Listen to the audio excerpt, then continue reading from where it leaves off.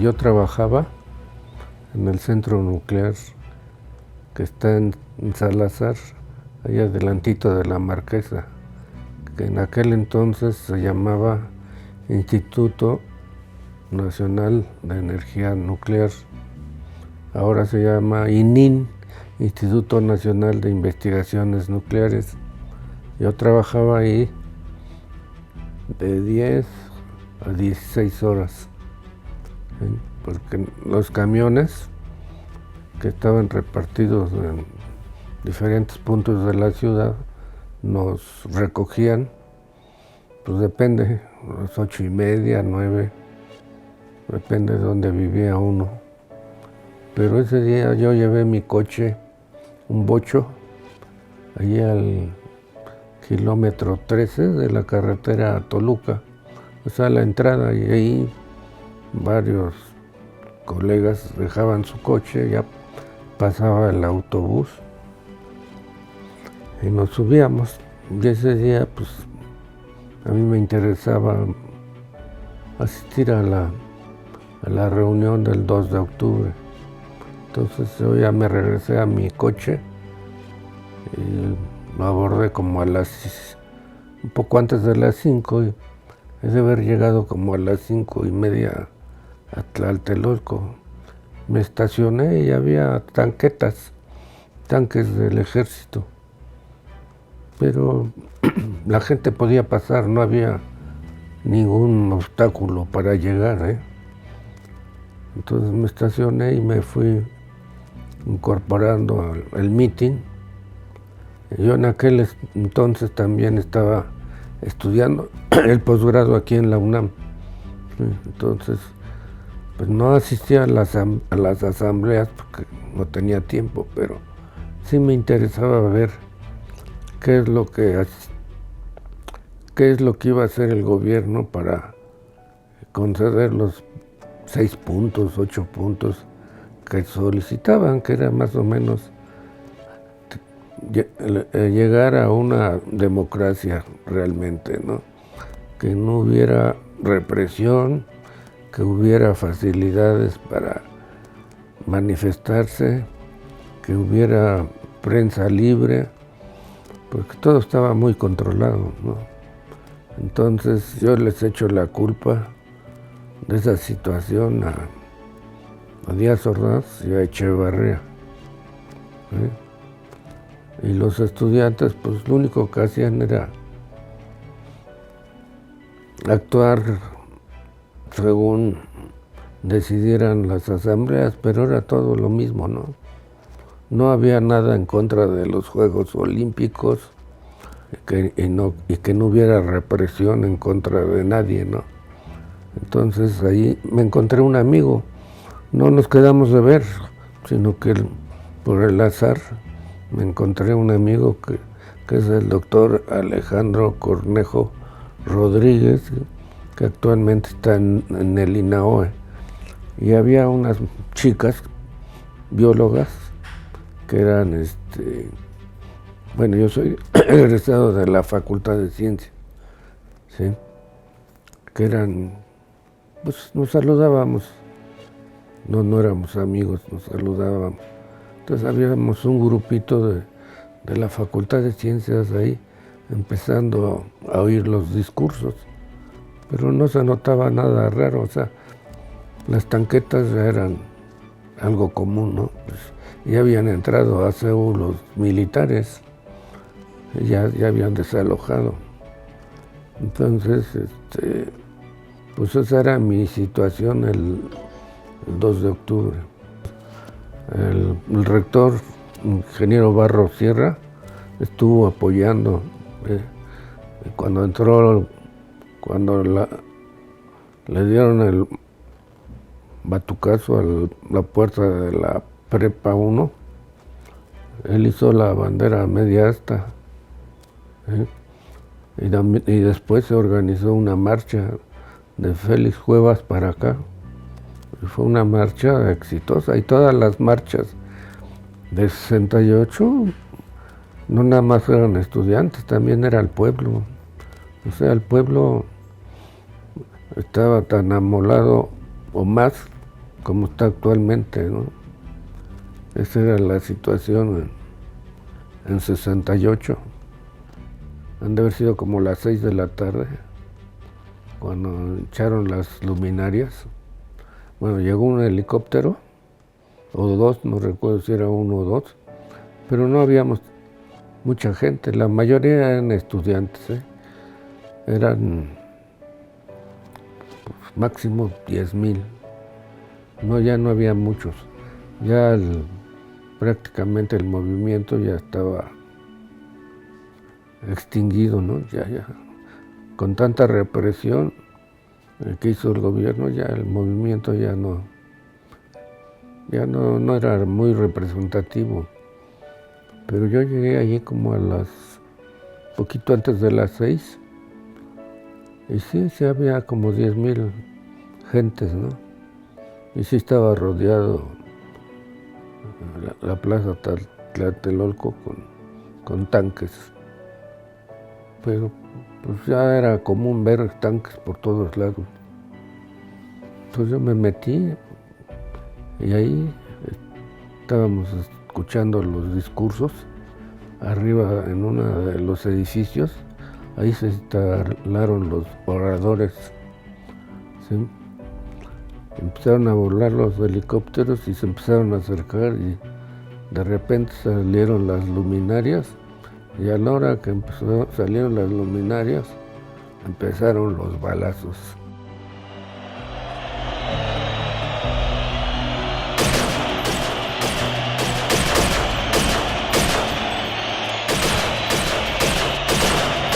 Todavía había un poco de luz, entonces todo el mundo a correr, y los disparos tardaron media hora o más.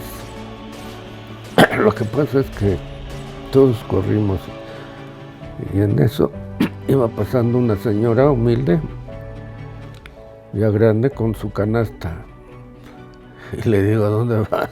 Voy a comprar pan. Es que me le pego. Y ya los soldados venían con bayoneta calada, ¿sí? Esos no permiten que la gente pase. Pero cuando ya llegamos con un soldado, le dije: es mi tía y la estoy acompañando para comprar el pan, así es que déjenos pasar. Nos dejaron pasar. De ahí a correr y encontrar por dónde escapar. Yo ya llegué a mi bocho, y ahí venían muchachos y muchachas. Les digo: ahora súbanse que nos vamos porque aquí están matando gente. Y ya me los llevé, los dejé en la glorieta de Peralvillo, y ya se bajaron, pero la mayoría eran muchachos del Poli y muchachas. De la UNAM creo que nada más se subió uno. O sea, se subieron como 6 o 7 en el bocho, y órale. Y ya los saqué, y digo: ¿a dónde van? Dice: aquí nos bajamos. Pues bueno. Pero yo, como era 2 de octubre, tengo un tío que festejaba ese día su cumpleaños, y era su cumpleaños. Entonces ya me llegué a la fiesta y entré en shock. ¿Sí? Me puse a llorar.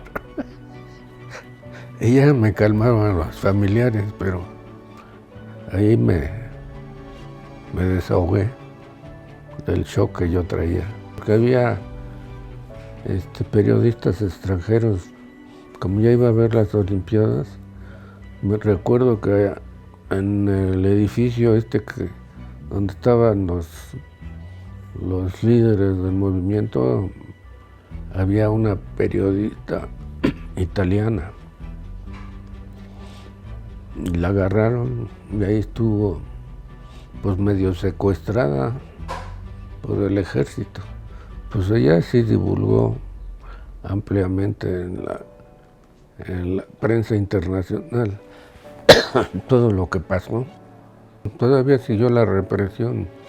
O sea, yo conocí, no que fuera mi conocido, pero Heberto Castillo, yo lo llegué a ver en la Facultad de Ciencias, y estaba todo amolado, ¿no? Todo golpeado, porque se andaba escondiendo Un refugio era CU y se escondían en diferentes facultades. Y los muchachos lo escondían. Solo Excelsior y una revista que en aquella época se llamó ¿Por qué? Son los que seguían sacando cosas, pero los demás periódicos los tenía controlado el gobierno y no, todo contra el movimiento. 1971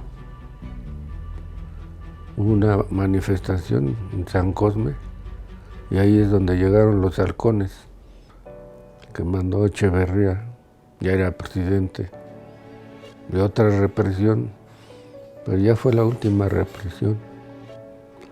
Ahí creo que no hubo muertos, pero sí hubo muchos heridos, pero ya se fue abriendo y ya se fue permitiendo las manifestaciones. O sea, si no hubiera habido movimiento de 68, no habría las libertades, que no son tan amplias, pero sí hay libertades. La gente se puede expresar. La década de los 60, o sea, 68 en adelante, pues lo que tenemos ahora se lo debemos mucho a los movimientos de esa época, ¿no? Porque antes había habido movimientos, pero los reprimían muy fuerte. Hubo uno de médicos, lo reprimieron. Hubo uno de maestros, lo reprimieron, pero feo. Los ferrocarrileros también. Entonces no había nada de democracia. Y ahí se empezó a abrir un poco, pero ha ido aumentando, aunque las represiones existen. Pues, tenemos Ayotzinapa, ¿no? Y otras cosas que... Yo recuerdo que unos años después, no sé si 10 o 15 o 20 años, se puso una placa ahí en Tlatelolco y ahí se pusieron los nombres de todos los desaparecidos. ¿A dónde fueron a dar? Pues, eran rumores. Unos decían que los habían llevado al campo militar número 1 y los habían quemado. Otros decían que se los habían llevado en helicópteros y los aventaron al mar. ¿Cuál es la realidad? Solo la Secretaría de la Defensa sabe. Supongo que sí tienen las memorias de eso, ¿no? Las tienen guardadas. Y supongo que alguna vez los van a abrir y ya se sabrá la verdad. Bueno, la educación, el problema de la educación es que los maestros no están muy actualizados. O sea, si uno ve estudiantes que vienen de provincia a estudiar a la UNAM y estudiantes de la UNAM que han estudiado en escuelas públicas, hay diferencia. ¿Sí? Las del DF tienen un déficit educativo. Tienen que dedicarle muchos recursos y formar buenos profesores y incentivar a los alumnos, porque no los incentivan ni en escuelas públicas ni en escuelas privadas. La apatía de los estudiantes está tremenda, ¿sí? Pues porque los estudiantes no quieren estudiar. O sea, no son todos, pero sí la mayoría, ¿eh? O por lo menos el 50%. Los cambios sociales están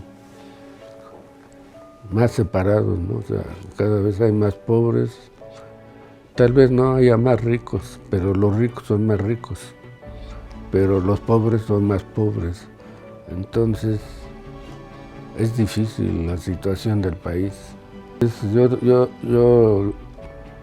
lo recuerdo con tristeza por la pérdida o la muerte de jóvenes que hubo, ¿sí? Y los que estuvieron en la cárcel, hubo mucha represión en contra de ellos. No, pues yo creo que estamos mejor, ¿eh? Digo, hay puntos oscuros, pero en general estamos mejor. O sea, la pobreza sigue existiendo mientras no se eduque al pobre, porque el pobre no, por sí solo no va a salir de pobre, necesita educación para salir de pobre.